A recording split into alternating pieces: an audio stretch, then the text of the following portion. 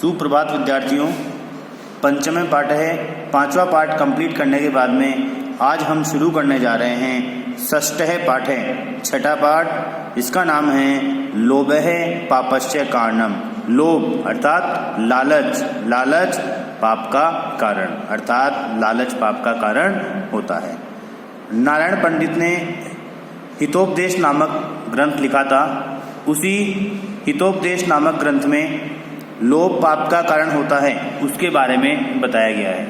उसमें बताया गया है कि एक सोमदेव नाम का राजा था जो बहुत लालची था और किस प्रकार वह लालच करता है और अंत में उसको लालच का फल क्या मिलता है और लालच का फल मिलने के बाद में किस प्रकार वह लालच को त्यागता है, उसी के बारे में इस पाठ में बताया गया है। शुरू करते हैं हम। प्राचीन काले कस्मिंश्चित् देशे एकः नृपः अवसत्। प्राचीन काले, प्राचीन काल में कस्मिंश्चित् देशे, किसी देश में एकः नृपः अवसत्, एक राजा रहता था। प्राचीन समय में किसी देश में एक राजा रहता था। तस्य नाम सोमदेवः इति आसीत्। तस्य नाम, उसका नाम सोमदेव इति आसीत्, सोमदेव था, उसका नाम सोमदेव था। सह स्वभावेन अति लोभी आसीत्। सह वह, स्वभावेन स्वभाव से, अति लोभी आसीत् बहुत लालची था, वह स्वभाव से बहुत लालची था। स्वर्णम तस्य प्रिय वस्तु आसीत्। स्वर्णम सोना, तस्य उसकी, प्रिय वस्तु आसीत् प्रिय वस्तु थी, सोना उसकी प्रिय वस्तु थी।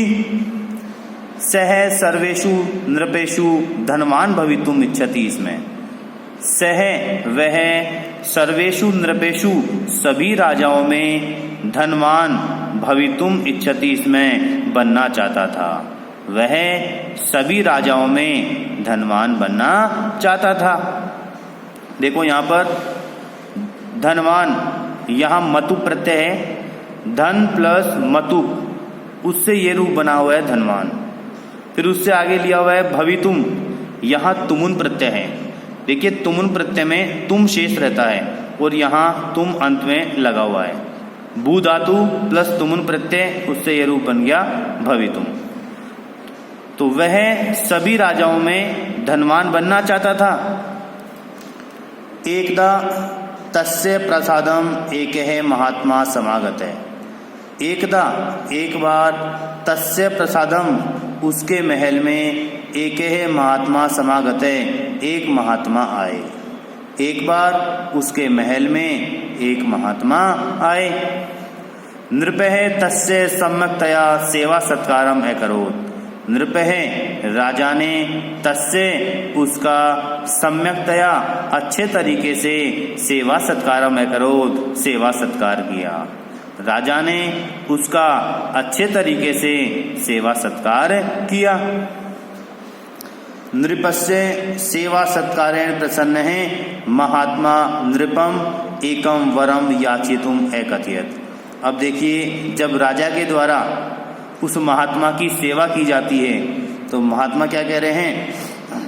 नृपस्य सेवा सत्कारेण, राजा के सेवा सत्कार से प्रसन्न महात्मा, महात्मा ने नृपम राजा को एकम वरम एक वरदान याचितुम मांगने के लिए अकथयत् कहा।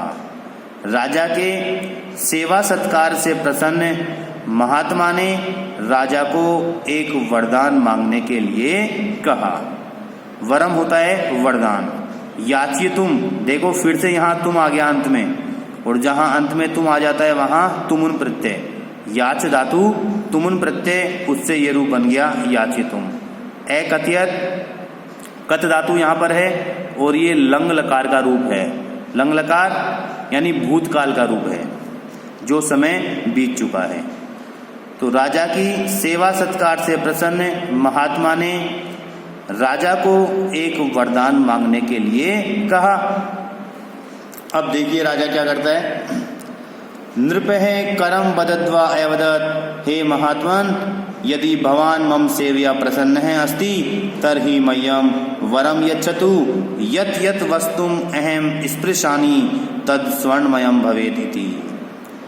नृपः, राजा ने करम बदद्वा, हाथ जोड़कर, अवदत्, कहा। राजा ने हाथ जोड़कर कहा, हे महात्मन, हे महात्मा, यदि भवान आप मम सेवया, मेरी सेवा से प्रसन्न है अस्ति, प्रसन्न है, तर्हि तो मह्यम, मुझे, वरम यच्छतु, वरदान दो।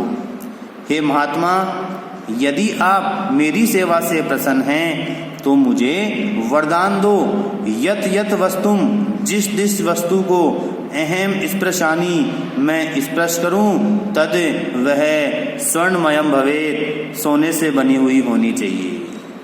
हे महात्मा, यदि आप मेरी सेवा से प्रसन्न हैं तो मुझे वरदान दो कि जिस जिस वस्तु को मैं स्पर्श करूं वह सोने से बनी हुई होनी चाहिए। अर्थात जिस भी वस्तु को मैं स्पर्श करूं वह सोने की बन जाए। महात्मा तथास्तु इति उक्त्वा ततः प्रस्थित है। महात्मा तथास्तु, आपने देखा होगा कि कहते हैं तथास्तु। अब यहाँ देखो इसका भी अर्थ निकल रहा है, तथा और अस्तु दो शब्द हैं यहाँ पर। तथा यानी वैसा, अस्तु यानी हो, दीर्घ संधि हो गई यहाँ पर। तो महात्मा ने तथास्तु यानी वैसा ही हो, इति उक्त्वा, ऐसा कहकर, ततः प्रस्थित है, वहां से प्रस्थान कर गए। महात्मा तथास्तु वैसा ही हो, ऐसा कहकर वहां से प्रस्थान कर गए। इत्युक्त्वा, देखो यहां भी संधि है, इति प्लस उक्त्वा। इति में तय में ई आ गया और उक्त्वा में उ है, ई प्लस उ मिलकर ये बन गया, तो यहां पर यण संधि हो गई, इत्युक्त्वा। तो महात्मा वैसा ही हो, ऐसा कहकर वहां से प्रस्थान कर गया। नृपः अपि वरम प्राप्य अति प्रसन्न अभवत्। नृपः अपि, राजा भी, वरम प्राप्य, वरदान प्राप्त करके, अति प्रसन्न अभवत्, बहुत प्रसन्न हुआ। राजा भी वरदान प्राप्त करके बहुत प्रसन्न हुआ। नृपः वर प्रभावेन अहंकारम उपागते। नृपः, राजा में, वर प्रभावेन, वरदान के प्रभाव से, अहंकारम उपागते, अहंकार आ गया। राजा में वरदान के प्रभाव से अहंकार आ गया। अहंकार यानी घमंड आ गया। अब देखिए घमंड तो आएगा ही, जब जिस वस्तु को हाथ लगा रहा है वही वस्तु सोना बन रही है, तो राजा को घमंड आ गया। अब देखो राजा क्या करता है। सह वरम परीक्षितुम प्रासादस्य स्तंभम अस्पृशत।